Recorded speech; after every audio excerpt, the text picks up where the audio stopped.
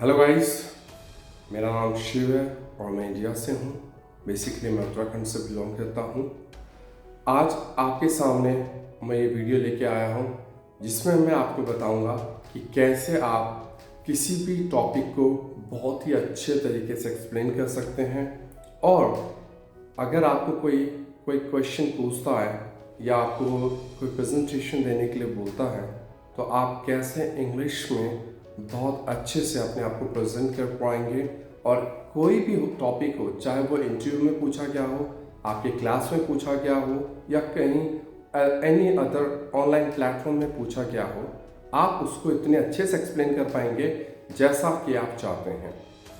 तो अगर आज आपको वो सारे टिप्स एंड ट्रिक्स जानने हैं तो please watch my video till end without skipping a single step. So are you guys ready to learn it? मैंने कई बार देखा है कि जो स्टूडेंट्स होते हैं अचानक टीचर्स उनको कोई टॉपिक दे देते हैं बोलने के लिए।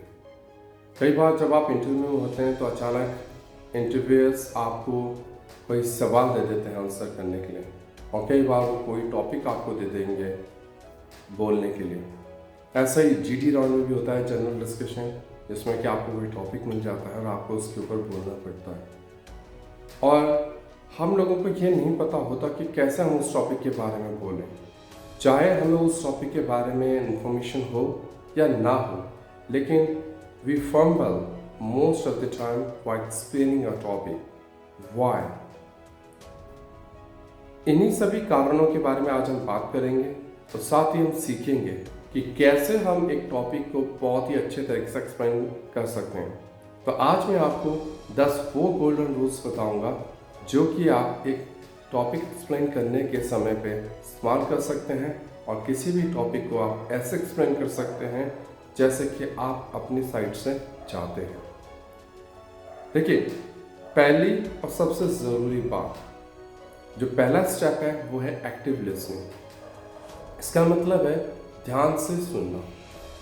जब भी आपको कोई टॉपिक दे रहा हो या आपसे कोई सवाल पूछ रहा हो, आपने उसको बहुत ही ध्यान से सुनना है, बड़े गौर से ऑब्जर्व करना है कि ये एक्चुअल में मुझे कौन सा सवाल पूछ रहा है या इसने मुझे क्या टॉपिक दिया हुआ है।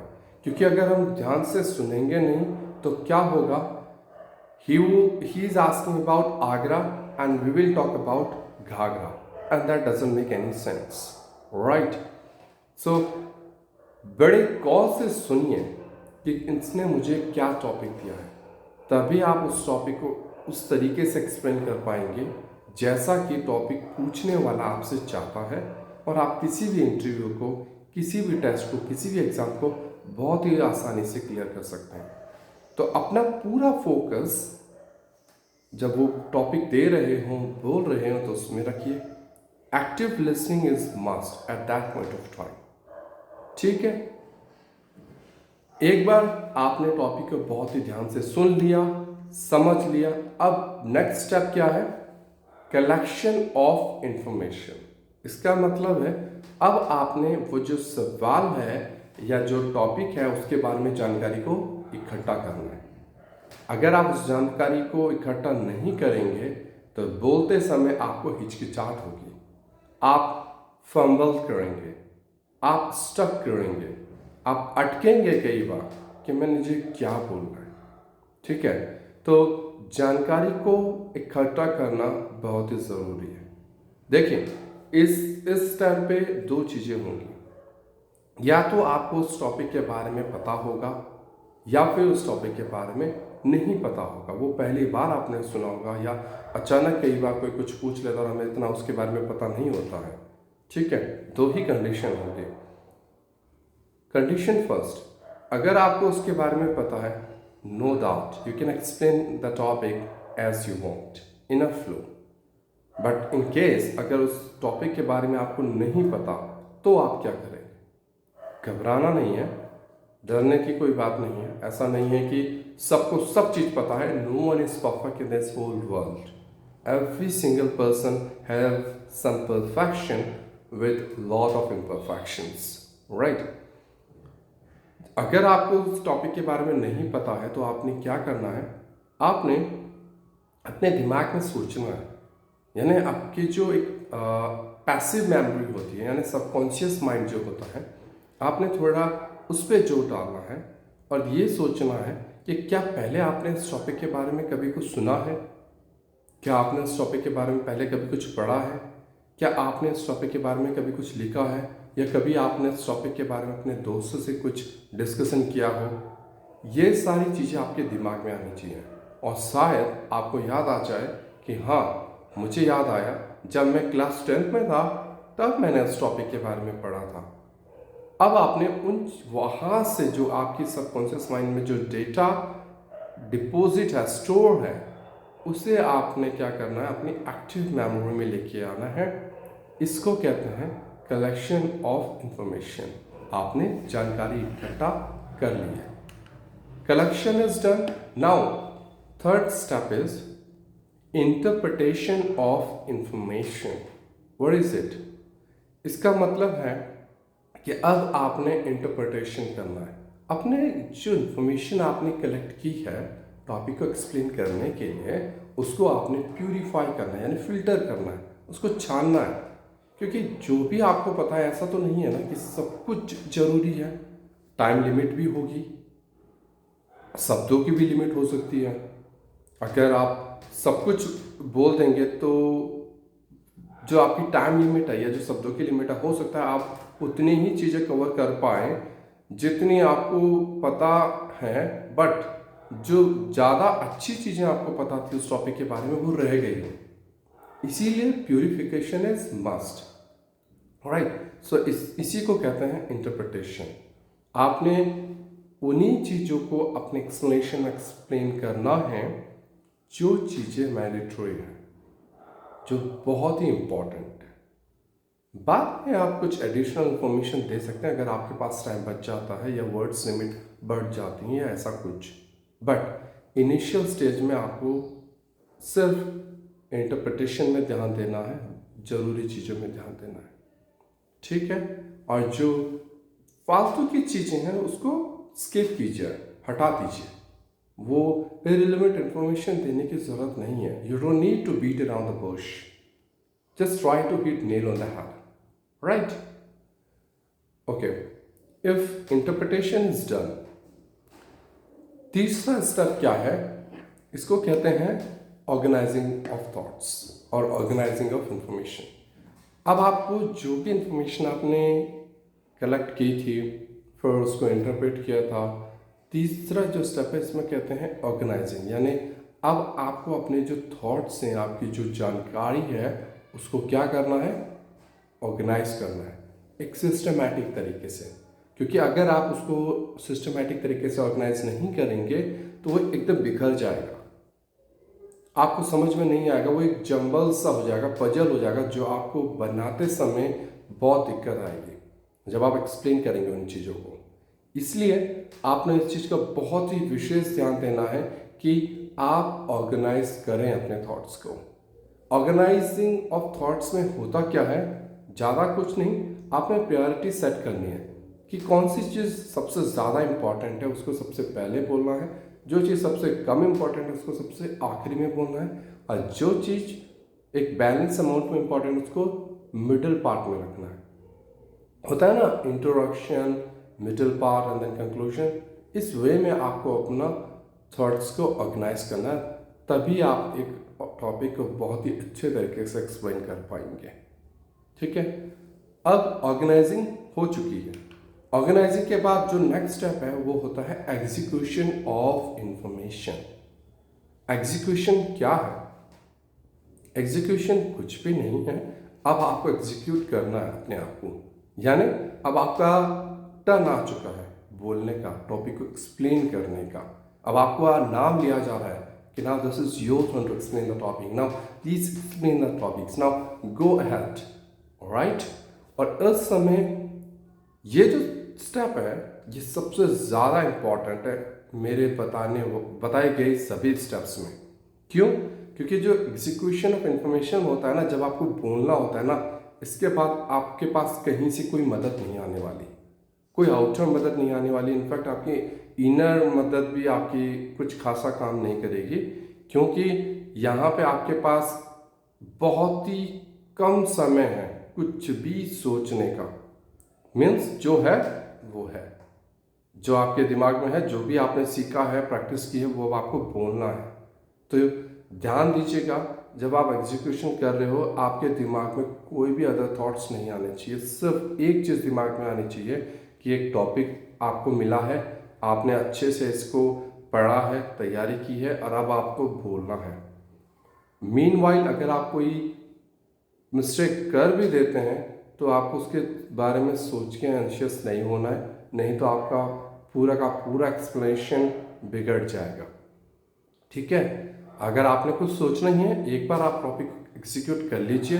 Once execution is done, then after you can think about your mistakes and those lackings which you need to think about, but not in the between. Alright, okay, execution is done. इसके बाद है articulation of information. I hope you heard about articulation. Articulation का simple मतलब होता है साफ सुथरा, which means clarity. Mostly articulation के अंदर पे 3 स्टेप्स आते हैं। कौन कौन से? Step number first, clarity. What is it?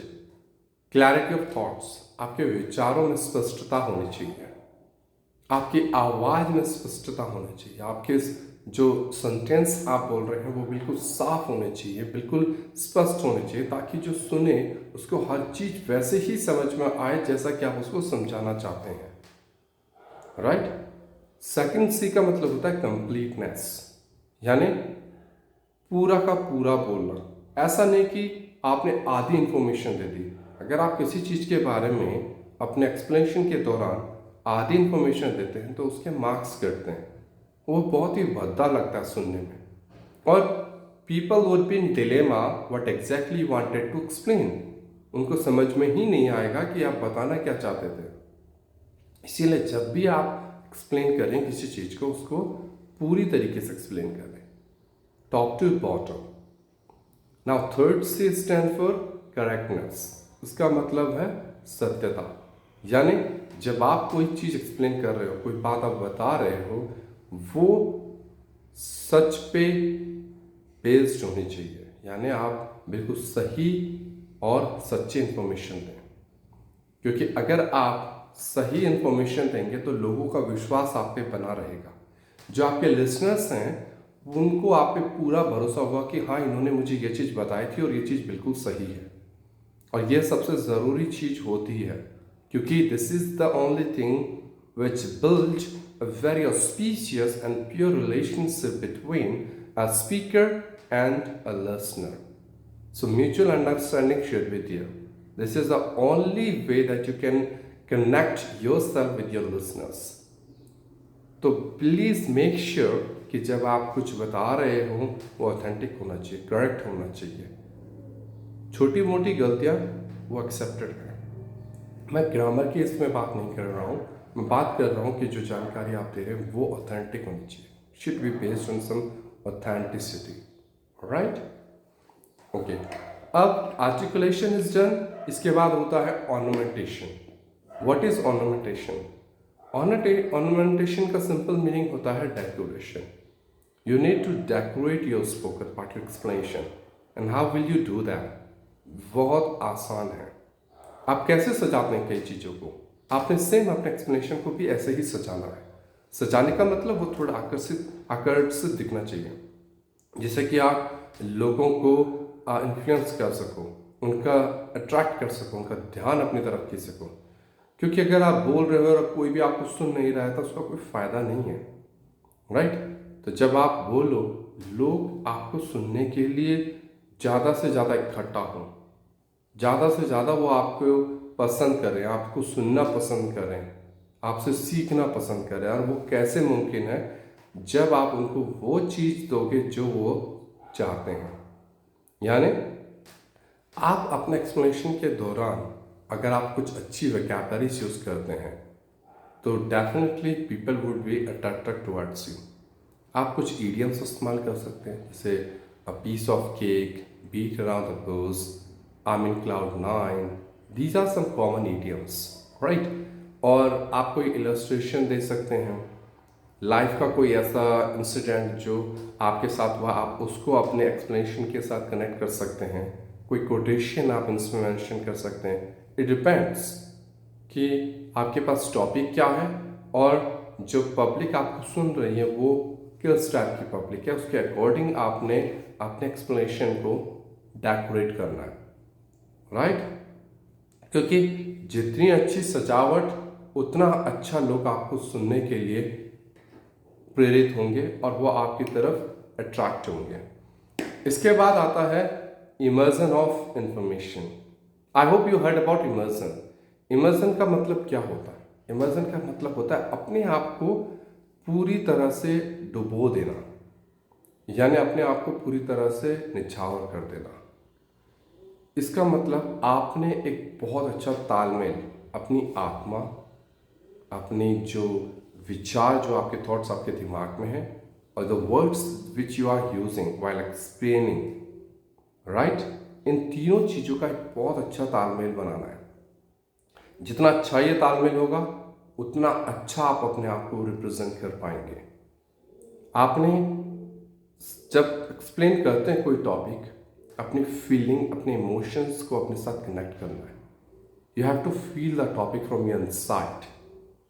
अगर आपकी इनर सोल उस टॉपिक को अपने साथ कनेक्ट कर पाएगी तो आप देखिएगा आपकी वॉइस में कामनेस आएगी, एक बहुत ही अच्छा लचीलापन आएगा, राइट? तो इमर्जन एक आर्ट है, हर किसी को ये नहीं आता, but the one who practice on regular basis can learn it very easily. तो आपको भी इमर्जन की आर्ट लर्न करनी चाहिए, और ये तभी मुमकिन है जब आप इन सारे स्टेप्स को फॉलो करोगे सिस्टमेटिक तरीके से, और आखिर में जाकर आप अपने थॉट्स को अपने सोल के साथ कनेक्ट कर पाओगे, तब आप कोई चीज़ एक्सप्रेस करोगे, right? Okay, now immersion is done, then very important factor वो क्या है? कॉन्फिडेंस। ये सबसे ज़रूरी चीज़ है एक स्पीकर के लिए जब वो कोई भी चीज़ एक्सप्लेन करते हैं या किसी चीज़ का जवाब देते हैं। कोई फर्क नहीं पड़ता कि आपने कितनी डिग्रियां ले रखी, आप कितने पढ़े लिखे हो, कितनी आपने प्रैक्टिस कर रखी, कितने एक्सपीरियंस आपको है, तब तक जब तक कि आप कॉन्फिडेंट नहीं हो। क्योंकि having information is something else and presenting the same information in a beautiful is something else. तो ज्ञान रखना ज़रूरी नहीं है, आप अपने ज्ञान को कैसे शो करते हैं, कैसे बांटते हैं, कैसे सिखाते हैं, वो ज़्यादा ज़रूरी है। अब वो तभी होगा जब आप अपने आप पे विश्वास करेंगे, आपको जब आत्मविश्वास होगा। और ये आत्मविश्वास कैसे आता है? प्रैक्टिस से। तो जब आप किसी टॉपिक को एक्सप्लेन करें, चाहे आप गलत भी बता रहे हो, क्योंकि कई बार ऐसा होता है, जैसा कि मैंने पहले बताया, हर आदमी परफेक्ट नहीं हो सकता किसी भी चीज़ में, हर आदमी को हर चीज़ पता नहीं हो सकती। तो अगर आपको जो भी पूछा जा रहा है, जितनी भी आपको जानकारी है, उसको विश्वास के साथ बताइए। और अगर बताते समय कुछ गलती एक आध आपसे हो भी जाए तो वो गलतियाँ भी इस तरह से होनी चाहिए कि किसी को ये पता ना चले कि इसको अब घबराहट हो रही है, यानी ये कुछ गलत बोल रहा है। नहीं, गलत चीज़ भी इतने विश्वास के साथ बताइए कि सुनने वाले को ये पता ही नहीं चले कि वो आपने कोई चीज़ गलत कर दी हो। इंटेंशनली आपने नहीं की है, वो हो गई है, बट आपका confidence matters a lot, right? इसके बाद जो लास्ट स्टेप है वो है conclusion. What is conclusion? Conclusion विश्लेषण, यानी जो भी टॉपिक आपको मिला था, जिस चीज के बारे में भी आपने बताया, उस पूरी कहानी को कुछ शब्दों में जो आपने बोलना है उसको कहते हैं conclusion. 1 or 2 line is enough, right? इससे ज़्यादा नहीं। और आपका कंक्लूजन ही आपके पूरे एक्सप्लेनेशन को एक पावर देता है। So conclusion should be very bombastic. वो ऐसा होना चाहिए कि वो एक्सप्लोजन करे यहाँ पे कि लोगों को लगे कि देखो इस बंदे ने क्या बोला है, क्या एक्सप्लेन किया है। ऐसा तो आज तक हमने कभी सुना ही नहीं। और वो आप कैसे करेंगे, ये आप पे डिपेंड करता है। हर आदमी का अपना एक पैटर्न होता है, किसी भी काम को करने का हर आदमी का अपना एक मैकेनिज्म होता है। तो आप इस साइकोलॉजी को समझिए कि जो स्टेप्स मैंने बताए ये सब आपने एक सिस्टमेटिक तरीके से फॉलो कर दिया, ये वो आप कर सकते हो, बट ये जो कंक्लूजन है वो सिर्फ आपका होना चाहिए, वो मैं आपको बता नहीं सकता। Patience the key of success, practice makes a man perfect, and there are so many others. तो आप खुद सोचिए कि जो आपको टॉपिक मिला है, आप इस टॉपिक को कैसे चंद लाइनों में कंक्लूड कर सकते हैं, ताकि कोई आदमी जब आप टॉपिक्स को एक्सप्लेन कर रहे थे अचानक बीच में आया हो, या शुरू से आपको सुन ना पाया हो, या किसी को टॉपिक ठीक से पता ना चला हो, बट ये कंक्लूजन आपकी सारी कहानी को एक्सटेंड कर देगा कि जब से आपने बोलना शुरू किया था, आपने टॉपिक को एक्सप्लेन करना शुरू किया था, या आपने किसी क्वेश्चन का जवाब देना शुरू किया था, वो एक्चुअल में था किस चीज़ के बारे में। यह कंक्लूजन आपका सबसे ज़्यादा इम्पोर्टेंट होता है, राइट?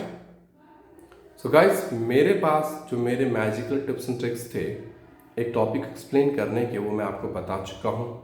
अब implementation is equally important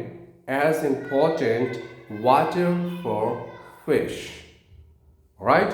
मैं सिर्फ आपको बता सकता हूँ, गाइड कर सकता हूँ, बट फॉलो सिर्फ आप लोगों को करना है।